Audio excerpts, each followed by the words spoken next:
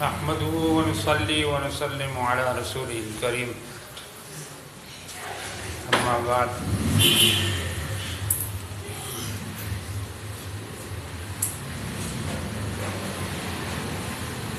کل کے سبق میں مشق کرتے ہوئے ہم نے یہ پڑھا تھا کہ حرف جو بھی موٹا پڑھا جاتا ہے، موٹا ادا کیا جاتا ہے، وہ حرف زبان کی جڑ کو اوپر اٹھاتے ہوئے تو حرف موٹا ہوتا ہے، یا زبان کی جڑ کے ساتھ ساتھ زبان کے بیچ کو، درمیان کو بھی اوپر اٹھاتے تو حرف موٹا ہوتا ہے۔ توجہ سے سن رہے ہیں؟ جی۔ جاگ رہے ہیں؟ جی۔ سمجھ بھی رہے ہیں؟ جی۔ فائدہ ہو رہا ہے کوئی؟ جی۔ اچھی بات ہے۔ زبان کی جڑ اوپر اٹھے حرف موٹا ہوتا ہے، قاعدے، اصول اور تجوید کے اعتبار سے، یا زبان کی جڑ کے ساتھ ساتھ زبان کا بیچ بھی اوپر اٹھے تو حرف موٹا ہوتا ہے۔ اس کے علاوہ کسی اور طریقے سے حرف کو موٹا پڑھنے کی کوشش کی جائے یا کرتے ہیں، کوئی بھی کرتا ہے، وہ آواز موٹی سنائی تو دی جا سکتی ہے، سننے میں تو آواز موٹی ہوگی لیکن وہ درست نہیں ہوگی۔ ہونٹوں کو گول کر کے استعمال کرنے سے، واؤ بیچ میں استعمال کر کے حرف کو، آواز کو موٹا پڑھا جا رہا ہے، موٹی آواز بنائی جا رہی ہے، یا کسی اور طریقے سے، ممکن کسی بھی طریقے سے اس زبان کی جڑ کو اوپر اٹھاتے ہوئے استعمال نہیں کرتا، زبان کی جڑ کے ساتھ ساتھ زبان کے درمیان اور بیچ کو اوپر اٹھاتے ہوئے حرف کو موٹا پڑھنے کے لیے استعمال نہیں کرتا۔ اس کے علاوہ کسی بھی ممکن طریقے سے وہ آواز موٹی سنائی دیتا ہے، پڑھتے ہوئے اس کی آواز موٹی ہوتی ہے، وہ درست نہیں ہے۔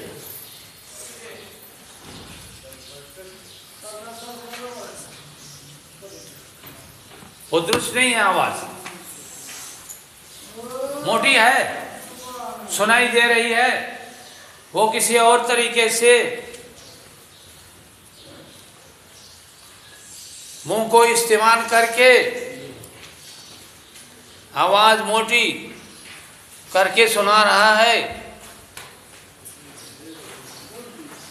لیکن وہ آواز درست نہیں ہے۔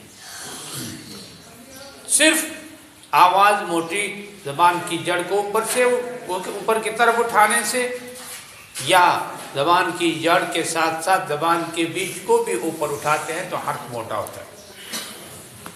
آج سبق میں مشق میں یہ معلوم کرنا ہے کہ موٹے حروف کتنے کون سے ہیں، ایک بات۔ پھر دوسری بات اس میں یہ کہ ان کل موٹے حروف جو پڑھے جاتے ہیں، ہمیشہ ہر حالت میں اس پر زبر ہو، حرکت پیش ہو، حرکت اس کے نیچے زیر ہو، اس پر جزم ہو، ساکن ہو یا متحرک، کسی بھی اعتبار سے وہ استعمال ہو رہے ہوں، حرکت سنگل ہو، ڈبل ہو، تو وہ کون سے حرف ہیں، کتنے حرف ہیں جو موٹے ہمیشہ پڑھے جاتے ہیں، ہر حالت میں استعمال کے ہر اعتبار سے جو ممکن استعمال کا اس کا قرآن کے اندر ہو سکتا ہے استعمال، اس کو سامنے رکھتے ہوئے اس کو موٹا پڑھا جا سکتا ہے، ہر حالت میں، ہر وقت، لفظ کے شروع میں آئے، لفظ کے درمیان میں آئے، لفظ کے آخر میں آئے، اس پر حرکت ہو یا حرکت نہ ہو، سنگل حرکت ہو یا ڈبل حرکت ہو، اس سے پہلے کوئی حرف ہو، اس سے بعد میں کوئی حرف ہو، کوئی فرق نہیں پڑتا، اس کو موٹا پڑھنا ہے ہر حالت میں۔ وہ کتنے ہیں اور کون سے ہیں، ایک تو یہ بات۔ دوسری بات یہ کہ ان میں سے جو کل آئیں گے موٹے حروف ہمیشہ پڑھے جانے والے، ان میں آیا زبان کی صرف جڑ اٹھتی ہے اور موٹے ہوتے ہیں یا جڑ کے ساتھ ساتھ بیج بھی اٹھتا ہے؟ یہ دو چیزیں سیکھنی.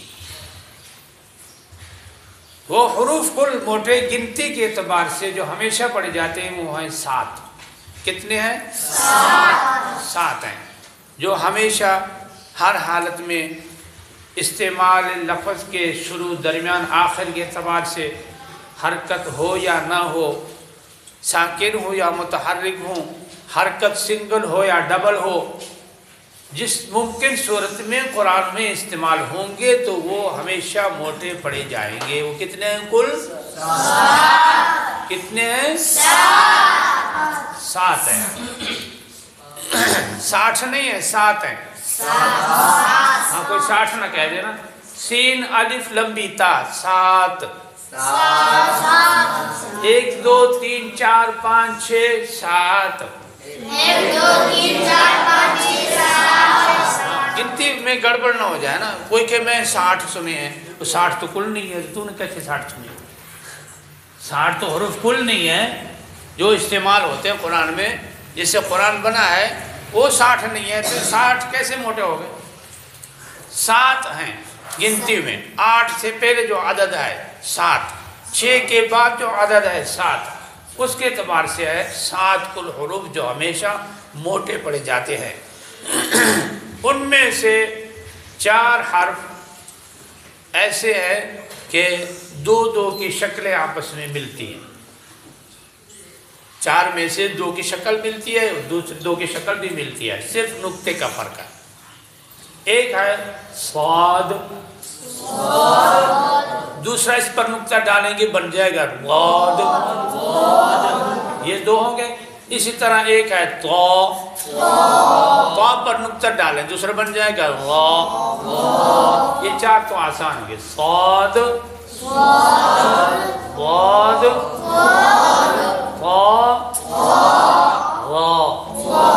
یہ ہم اس کی شکل کو سامنے رکھتے ہوئے، اس کے نام کو سامنے رکھتے ہوئے ہم اس کو ادا کر رہے ہیں. استعمال میں ادائیگی اور طرح ہے، تھوڑا سا فرق ہوگا. اسی طرح یہ جو ہم نام کے اعتبار سے، شکل کے اعتبار سے ہم اس کا تلفظ کر رہے ہیں، بول رہے ہیں شکل ذہن میں لانے کے لیے.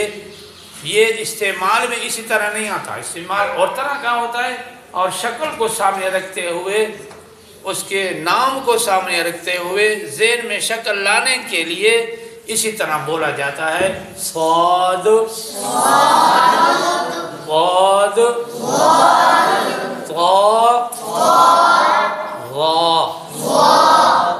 فرق صرف نقطے کا ہے دونوں میں. صاد اور غاد میں صاد پہ نقطہ نہیں ہے، اسی شکل کا نقطہ اوپر ڈال دیں دوسرا بن جائے گا. طا اور را میں کوئی فرق نہیں ہے، صرف شکل میں ایک نقطے کا فرق ہے. اس پر طا پر نقطہ نہیں ہے ایک، اور را پر نقطہ ہے، وہ اور بن جاتا ہے. تو 7 میں سے 4 حروف تو یہ ہوں گے گنتی کے اعتبار سے، صاد، غاد، طا، را. آپ بولیں.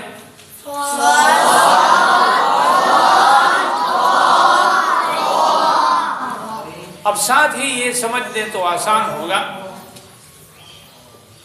کہ ان چاروں میں ادائیگی میں، ان چاروں کے ادائیگی میں، تلفظ میں جب استعمال کریں گے اس کو تو زبان کی جڑ بھی اوپر اٹھے گی اور زبان کا بیج بھی اوپر اٹھے گا. یعنی دوسرے الفاظ میں ڈبل موٹے ہوں گے. جڑ کے اعتبار سے اٹھنے سے بھی حرف موٹا ہوتا ہے، اور جڑ کے ساتھ ساتھ بیج کا، ہر زبان کا بیج اٹھے تو بھی حرف موٹا ہوتا ہے. جو دونوں ایسے اٹھیں گے تو حرف ڈبل موٹا ہوگا. 4 ڈبل موٹے. صاد، غاد، طا، را. زبان کی جڑ بھی اٹھتی ہے موٹا ہونے کے لیے، زبان کا بیج بھی اٹھتا ہے. ان دونوں کو اٹھائیں گے، باقی اپنی جگہ سے جہاں سے مخرج سے نکلتے ہیں ادا ہوتے ہیں ادھر سے ادا کریں گے. ادھر سے ان دونوں جگہوں کو اٹھا کر اس کو موٹا کریں گے، بات بن جائے گی، ادائیگی درست ہو جائے گی. 7 میں سے 4 نکل گئے، کتنے بچے؟ 3 حرف ایسے ہیں کہ ان میں یہ دونوں جگہ نہیں اٹھتی، صرف دونوں میں سے ایک جگہ اٹھتی ہے، زبان کی جڑ، زبان کی جڑ اٹھتی ہے، زبان کی جڑ اٹھتی ہے اور سنگل موٹے ہوتے ہیں، صرف زبان کی جڑ اٹھے تو سنگل موٹے ہوتے ہیں، جڑ بھی اٹھے زبان کا بیچ بھی اٹھے تو ڈبل موٹے ہوتے ہیں۔ ڈبل موٹے پڑے جانے والے حروف 4 ہیں، وہ آپ کے سامنے آ گئے ہیں، شکل 2 کی ملتی ہے، تھوڑا سا فرق ہے نقطے کا، صاد ضاد طا ظا۔ 3 ہیں، ان 7 میں سے جو 4 ہو گئے علاوہ جو 3 بچتے ہیں ان میں سے ایک ہے خا، سنگل موٹا، زبان کی جڑ اوپر اٹھے گی۔ دوسرا ہے غین، عین اور غین کی شکل ایک جیسے نقطہ ڈال کے اس کی بات ہو رہی ہے، غین۔ ہا اور خا کی شکل ایک جیسی ہے، نقطہ ڈالیں اس کی بات ہو رہی ہے، خا۔ پہلا خا، دوسرا غین، تیسرا حرف بنتا ہے قاف، 2 نقطے اس کو پڑھو، موٹا قاف جس کو کہتے ہیں، خا غین قاف۔ 3 یہ ہو گئے، 4 وہ کل 7 ہو گئے۔ یہ 7 حروف ہمیشہ موٹے پڑے جاتے ہیں، لیکن ان 7 میں آپس میں فرق ہے، 4 ڈبل موٹے ہوتے ہیں، 3 سنگل موٹے ہوتے ہیں۔ 3 سنگل موٹے ہوتے ہیں، وہ ہے خا غین قاف۔ آپ بولیں سنگل 3 کون سے ہیں موٹے؟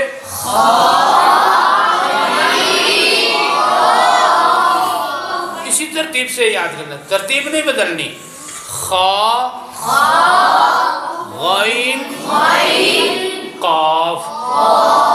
یہ 3 سنگل موٹے ہوتے ہیں، اس لیے کہ صرف زبان کی جڑ اوپر کو اٹھتی ہے اور سنگل موٹے ہوتے ہیں۔ باقی جو 4 ہیں وہ ڈبل موٹے ہوتے ہیں، اس لیے کہ زبان کی جڑ بھی اوپر کو اٹھتی ہے، ان کو ادا کرتے ہوئے، بولتے ہوئے، استعمال کرتے ہوئے، اور زبان کا بیچ بھی اٹھتا ہے، دونوں حصے اٹھتے ہیں۔ جب دونوں حصے اٹھتے ہیں تو ڈبل حرف موٹا ہوتا ہے، ادائیگی میں سنائی دیتا ہے، اور صرف زبان کی جڑ اٹھے تو اس سے حرف سنگل موٹا ہوتا ہے۔ اتنی بات سمجھ میں آ گئی؟ اب اعوذ باللہ اور بسم اللہ میں دیکھتے ہیں۔ اعوذ باللہ میں موٹے حرفوں ہم نے گنے تھے، ایک طا ہے، ایک الف تھا اور ایک را۔ طا کے اعتبار سے یا ان تینوں کے اعتبار سے ایک حرف طا ہے جس میں زبان کی جڑ بھی اٹھتی ہے اور بیچ بھی اٹھتا ہے، ڈبل موٹا ہوتا ہے۔ 4 ڈبل موٹے پڑے جانے والے میں سے ایک حرف طا استعمال ہوا ہے۔ اعوذ باللہ من الشیطان الرجیم۔ اعوذ باللہ من الشیطان الرجیم۔ طا کو موٹا کرنے کے لیے زبان کی جڑ کو بھی اوپر اٹھائیں گے، بیچ کو بھی اٹھائیں گے، اور جہاں سے ادا ہوتا ہے اس جگہ کو بھی استعمال کریں گے۔ دوسری بات کھڑا کرو اس کو، زبان کی جڑ کو بھی اٹھائیں گے اور زبان کے بیچ کو بھی اٹھائیں گے۔ ایک بات، یہ ادائیگی میں یہ کام کریں گے۔ دوسری بات، کسی اور طریقے سے اس کو موٹا نہیں ادا کرنا، اگر کر رہے ہیں تو غلط ہے۔ اس جگہ کو استعمال کر کے، جڑ اور بیچ زبان کو استعمال کر کے اگر موٹا کر رہے ہیں تو پھر تو اس کی موٹائی درست ہوگی۔ جہاں سے ادا کرتے ہیں، مخرج سے، جگہ سے نکالتے ہیں، وہ اسی جگہ سے ہی ادا کرنا ہے۔ موٹا ہونے کے لیے اس جگہ کو استعمال کریں گے، دونوں کو۔ طا کی بات ہو رہی ہے، اعوذ باللہ کے اندر ایک حرف کی زبان کی جڑ اور بیچ دونوں کو اٹھانا ہے۔ کسی اور طریقے سے آواز موٹی کر کے سنائی نہ دے، اگر ہے تو وہ غلط ہے۔ اعوذ باللہ من الشیطان الرجیم۔ اعوذ باللہ من الشیطان الرجیم۔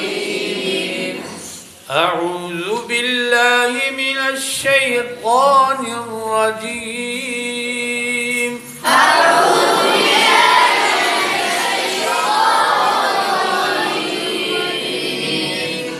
أعوذ بالله من الشيطان الرجيم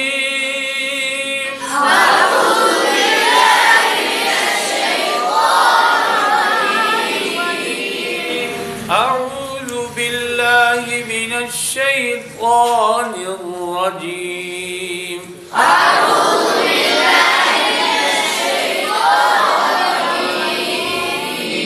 أعوذ بالله من الشيطان الرجيم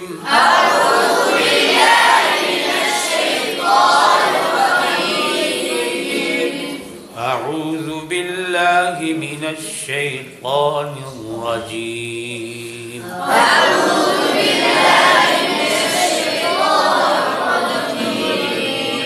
یہ تو دعا کی درست ادائیگی پڑھ کے سنائیے، بتائیے، وضاحت کی ہے اس کی.